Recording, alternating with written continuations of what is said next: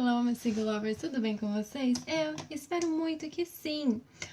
Nós estamos começando o mês de março, particularmente meu mês favorito, porque é o mês do meu aniversário. E aqui, como também é um mês do Dia das Mulheres, eu vou dedicar todo esse mês para falar sobre mulheres que marcaram na luta do feminismo. E sim, nós temos mulheres fantásticas que ajudaram a gente a construir e ter tudo que a gente conseguiu até hoje. Eu sou Bianca Gomes e este é o Garota Delicada.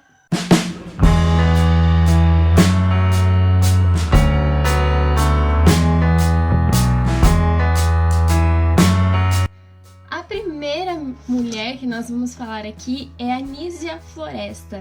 Ela foi a precursora do feminismo aqui no Brasil.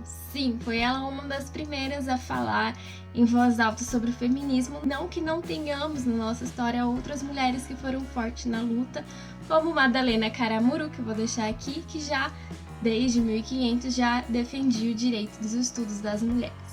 Nízia tem como seu nome verdadeiro completo Dionísia Pinto Lisboa. Ela nasceu no dia 12 de outubro de 1809, mas eu já vi algumas fontes falando que foi em 1810. Na cidade de Papari, que hoje é um município que recebe o mesmo nome dela, município Nízia Floresta, que fica no Rio Grande do Norte. Ela é filha do Dionísio e da Antônia. Aos 14 anos ela se casou contra a sua vontade, porque até naquela época ainda era muito comum casamento arranjado. Então ela não queria e em 1824 ela se separou, imagina meu naquela época. Meu Deus, deve ter sido difícil. E foi morar com os pais em Pernambuco.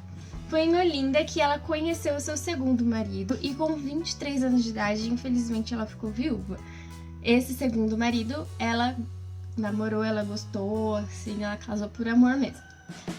Em 1831, ela começou a escrever para o jornal Espelho das Brasileiras, o que foi, assim, um marco histórico, porque até então, embora existissem jornais voltados para as mulheres, porque as mulheres estavam começando a querer ler jornal também, eles eram todos redigidos por homens, então as mulheres não tinham ali um jornal redigido para elas, redigido por mulheres, né? Então era sempre a visão dos homens do que é assunto feminino. Esse jornal, Espelho das Brasileiras, contou com 30 publicações feitas pela Dionísia. E no período ela expunha as condições precárias das mulheres e defendia a instrução moral e cívica das mesmas, na questão de abusos domésticos, enfim. O primeiro livro que ela escreveu foi O Direito das Mulheres e Injustiça dos Homens, que foi publicado um ano depois da sua participação na imprensa, que foi inspirado no livro Vindications of the Rights of Woman, de Mary Wollstonecraft, que foi a precursora do feminismo lá na Inglaterra, escrito 40 anos antes desse mesmo livro. Então, pensa, a gente demorou mais ou menos uns 40 anos pra gente ver uma luz do que seria alguém falando sobre o direito das mulheres em âmbito nacional e importante. Até então eram, mas conseguiam fazer bem velados assim. E, aliás, também foi o primeiro livro escrito por uma mulher aqui no Brasil. Pensa. Ao longo de sua vida, ela defendeu a abolição da escravatura e os direitos indígenas como pessoas, porque até então eles eram vistos como selvagens. Até então não, né? Ainda hoje tem gente que acha isso deles. Porém, a emancipação e a educação da mulher foi o mais presente na sua luta, foi o que ela lutou mais piamente, com mais bravura para conseguir. E em 1838, ela fundou no Rio de Janeiro um dos primeiros colégios femininos existentes ali. Embora já existissem as escolas para as mulheres em 1827, que tem essa lei que fala do direito das mulheres terem educação. Entretanto, era mais voltado para o ensino de educação do lar, mais voltado para as coisas do lar. O ramo da nutrição, ele veio do técnico de cozinha, alguma coisa assim, que era simplesmente para formar mulheres para o lar. A minha avó, inclusive, tem um livro desse curso que ela fez. E ela conta com todo orgulho, porque ela fala de formar mulheres donas de casa. Enfim, outros pensamentos, não é mesmo? Então, como eram muito voltados para a construção da mulher dona de casa, Nízia ela fundou essa escola com o intuito de ensinar para as mulheres os mesmos que ensinavam para os homens, como português, matemática e história. Ensinos básicos, não é mesmo? Mas sim, as mulheres não sabiam disso muito, não. Dionísia também morou por 28 anos na Europa em busca de novos conhecimentos para sua luta.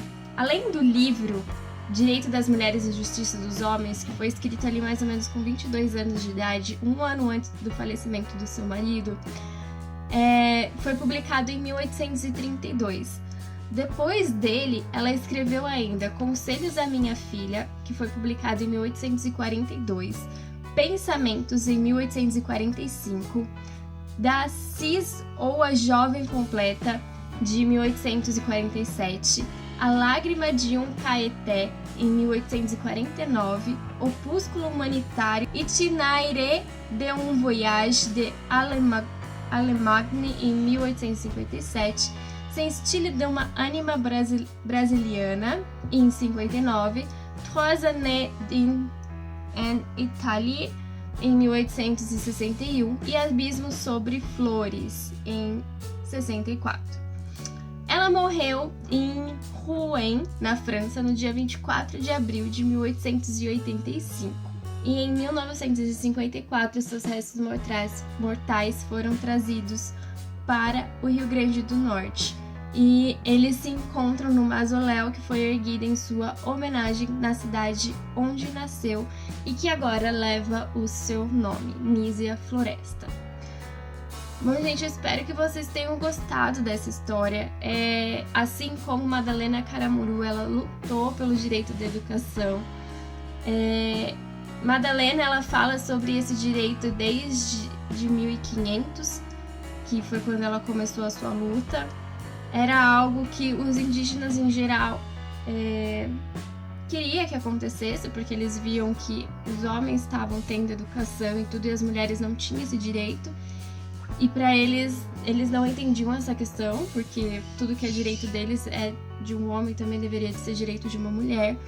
E Madalena foi a primeira a falar isso em voz alta, né?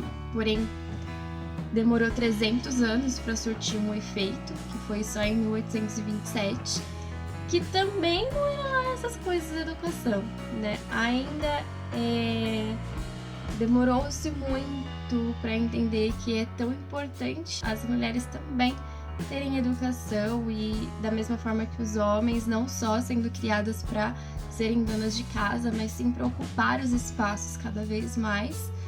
E hoje em dia a gente tem tantas mulheres importantíssimas, inteligentíssimas, mostrando que aquele pensamento arcaico cai por terra.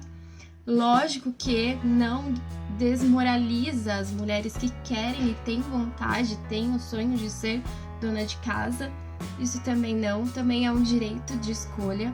Assim como as mulheres que querem crescer na sua profissão, querem crescer profissionalmente ou querem estar em busca de um doutorado, também é um direito de escolha. E é sobre isso que sempre falou o feminismo, o direito de escolha, o direito que eu tenho de escolher sobre que rumo eu quero dar para minha vida. Dionísia, ela viu algo tão simples que é simplesmente ensinar as mesmas coisas para as mulheres, que na época era horroroso pensar nisso, né? Não dava. Tanto é que na minha família eu tenho uma avó analfabeta e a outra que tem só até a 4ª série. E se for pensar, isso foi ali em 1950, 1960. É muito recente ainda. Nossas conquistas principalmente aqui no Brasil, se a gente for comparar dados históricos e épocas históricas. Então não é de se surpreender ainda tantas discussões que a gente acha na nossa mente, porque nós viemos de um tempo diferente, que é arcaico, quando na verdade, se a gente for pegar a história do Brasil, por mais que tenha 500 anos, as lutas sempre existiram, mas as suas consequências e as suas conquistas diante dessas lutas todas demorou-se muito para acontecer. Nós éramos colônia e deveríamos de ser colônia, né, e não uma independência, ou, enfim. Então, demorou-se muito para a gente sair desse patamar de colônia e de pensamento de colônia. E essa foi a história da Dionísia falando ali sobre o direito da educação das mulheres. Um direito super simples e que hoje a gente não consegue enxergar as mulheres longe da escola da mesma forma que os homens, mas teve-se muita luta desde 1500 até chegar em 1827. Imagina quanta luta a gente não teve. Até chegar em 1838, né, para se ensinar as mesmas coisas. Imagina quantas lutas, quantas mulheres não foram taxadas de loucas por conta disso. Espero que vocês tenham gostado dessa história. A primeira do nosso mês. Sim, a Dionísia é maravilhosa. Essa foi a Nísia da Floresta. E semana que vem temos mais uma. Um beijo, um queijo, um pão de queijo. E até a próxima, meus seguimores.